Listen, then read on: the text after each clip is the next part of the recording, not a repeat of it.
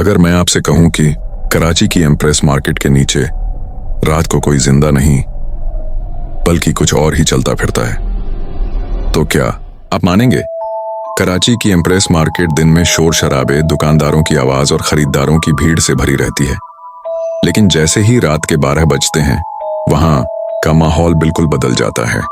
लोग कहते हैं कि अंग्रेजों के दौर में जब ये मार्केट बनी थी तो इसके नीचे कई बेगुनाह लोगों को कत्ल करके दफन किया गया था।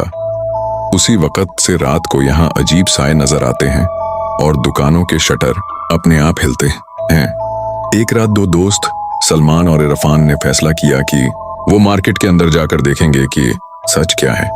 रात के 1 बजे जब वो अंदर दाखिल हुए तो पूरी मार्केट सुनसान थी, परिंदों की आवाज भी बंद थी।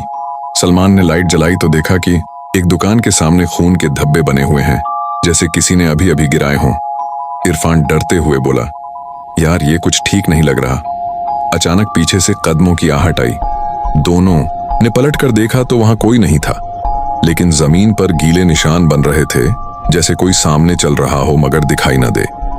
सलमान ने कांपती आवाज में कहा, ये कौन है? सामने आओ। तभी अंधेरे से एक बूढ़ी औरत का साया नजर आया। उसकी आंखें लाल थीं और हाथ में फटी हुई टोकरी थी। वो धीरे से बोली, ये जगह हमारी है, तुम यहाँ क्या करने आए हो? अचानक पूरी मार्केट में शटर एक साथ बजने लगे और अंधेरे में अजीब चीखें गूंजने लगीं। सलमान और इरफान भागने लगे, लेकिन जब वो बाहर पहुंचे तो देखा कि सदर की गलियां खाली थीं। पूरा कराची जैसे सो गया हो। लोग आज भी कहते हैं कि रात को एम्प्रेस मार्केट के करीब मत जाना, वरना शायद आप वापस ना आए।